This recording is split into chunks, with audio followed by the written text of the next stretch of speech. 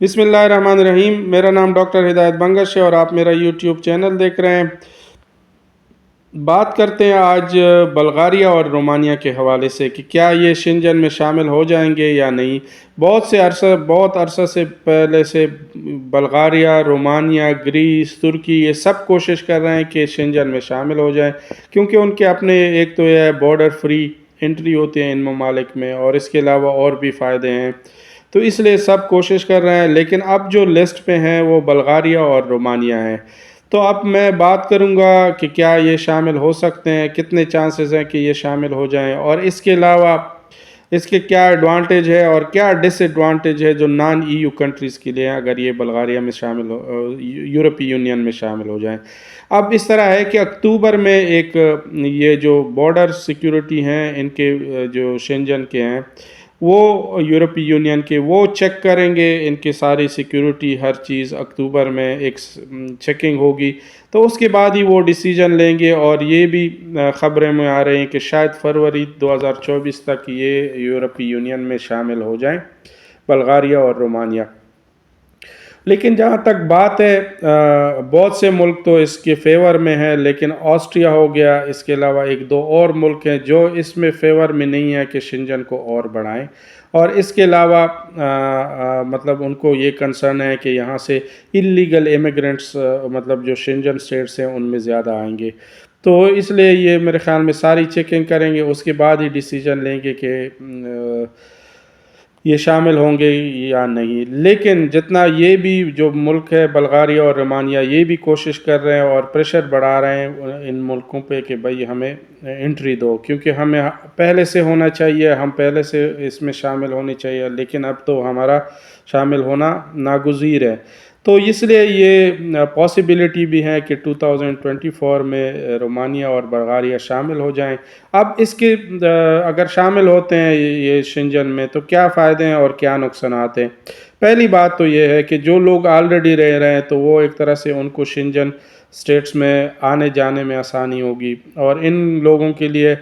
مطلب ایک border free جو انٹری ہوتی ہے وہ ہو جائے گی، تو یہ تو فائدے ہیں۔ نقصانات یہ ہے کہ جو نان ای یو کنٹری ہے ان کے لیے جو یہ ان کا ویزا ہے ان میں بھی شاید ریکوائرمنٹ اور مطلب ان میں ٹفنس آ جائے، مطلب یہ ٹف ہو جائے، ان کا پروسیس وغیرہ بھی ٹف ہو جائیں۔ اور یہ بھی سننے میں آ رہا ہے کہ شنجن جتنی بھی کنٹری ہیں شاید یہ ویزا آن لائن کر دے، تو پھر یہی ہوگا کہ آپ انڈیویجولی کسی بھی ایمبیسی میں نہیں جا سکتے، تو اگر ان کا ویزا سب کا شنجن کا ایک ہی جگہ سے ایشو ہوگا تو وہ پروسیس بہت ہی ٹف ہوگا، تو اس لیے جو نان ای یو کنٹری ہے ان کے لیے تو تھوڑے سے ویزا ایشو میں بھی پھر پرابلم آئے گی۔ اب کیا کر سکتے ہیں، اب جو لوگ جا رہے ہیں تو وہ کس چیز پہ جا سکتے ہیں۔ رومانیہ میں آپ کو پتہ ہے جو پاکستان، انڈیا ہے یا بنگلہ دیش ہے یا نیپال ہے، اس طرح کنٹری سے ورک پرمٹ بہت لوگ جا رہے ہیں، اور ورک پرمٹ ویزا وہ بھی دے بھی رہے ہیں اور ورک پرمٹ ایشو بھی ہو رہے ہیں، تو یہ ایک آپشن ہے۔ اس کے علاوہ اسٹوڈنٹ کا بھی آپشن ہے، اسی طرح بلغاریہ کا بھی ورک پرمٹ ہے، وہ بھی ورک پرمٹ لے سکتے ہیں آپ، اور اسی طرح اسٹوڈنٹ ویزا بھی ہو سکتا ہے، تو یہ دو چیزیں آپشن ہیں۔ لیکن یہی بات ہے کہ اگر کوئی بندہ اس پلان سے جا رہا ہے کہ یہ یورپی یونین شنجن میں شامل ہوگا، مطلب یورپین کنٹریز تو ہے لیکن شنجن میں شامل ہونے کے لیے ان کے پاس تو یہ ایک ایسا چانسز ہیں کہ شاید ہو جائے شاید نہ ہو جائے، لیکن زیادہ تر چانسز نہیں ہے جتنا سننے میں آ رہا ہے، کیونکہ ان کی جو انسپیکشن ہوگی اکتوبر میں رومانیہ اور ان کے بارڈر کی بھی وہ کریں گے، جو کراسنگ ہے بارڈر کراسنگ ان کی بھی انسپیکشن کریں گے۔ اس کے علاوہ ایئرپورٹ کی بھی جو سیکیورٹی ہے، ایئرپورٹ کا جو نظام ہے اس کو بھی شنجن سٹیٹ کے مطابق بنانے کے لیے ان کی انسپیکشن کریں گے، شاید وہ انسٹرکشن بھی دیں۔ اور اس کے علاوہ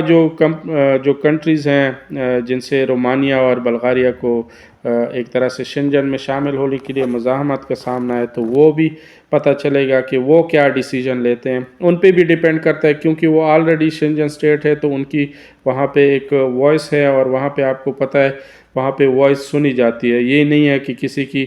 کنسرن کو بائی پاس کر کے آپ کسی کنٹری کو شامل کرتے ہیں، تو یہ چیزیں بہت سے چیزیں اہم ہیں۔ لیکن پھر بھی میں کہوں گا کہ بلغاریہ اور رومانیہ آج کل اگر کوئی جانا چاہتے ہیں تو سب سے اچھی ہے، کیونکہ آلریڈی یورپ میں ہے تو یورپی یونین میں ہے، تو اگر شنجن میں شامل ہو گیا تو اس کے ایڈوانٹیج سے بھی پھر فائدہ اٹھا سکتے ہیں، لیکن اگر نہ بھی شامل ہو گیا تو آپ ورک پرمٹ پہ جا کے وہاں پہ سیٹ ہو سکتے ہیں اور سیٹلمنٹ کے چانسز بہت ہیں۔ اور اس کے علاوہ اگر آپ وہاں لیگلی جاتے ہیں تو آپ اگر شنجن اسٹیٹ میں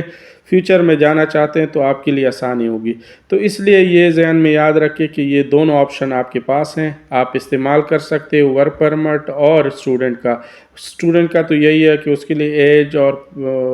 پرسنٹیج ہے۔ اب بلغاریہ کے لیے اسٹوڈنٹ کے لیے 67% مارکس آپ کی ضروری ہیں FSC میں، تو یہ بھی ہے۔ لیکن اگر ورک پرمٹ لیتے ہیں تو اس کے لیے 18 سال کی ایج لازمی ہے۔ تو یہ چیزیں ساری ضروری ہیں۔ بہرحال یہ میں نے آپ کو کچھ ڈیٹیل دی ہیں، تو یہ جو لوگ جن کو کنسرن ہے شنجن سے کہ شامل ہوگا کہ نہیں، میرے خیال میں آپ کو یہ ٹینشن نہیں لینی چاہیے۔ اگر آپ ادھر پلان کر لیں تو ابھی بیسٹ ٹائم ہے وہاں جانے کا۔ ایک دفعہ شنجن میں شامل ہو جائے، اگر ان کا سسٹم بھی آن لائن ہو جائے اور ای ویزا سٹارٹ ہو جائے سب شنجن اسٹیٹ کا، تو پھر میرے خیال میں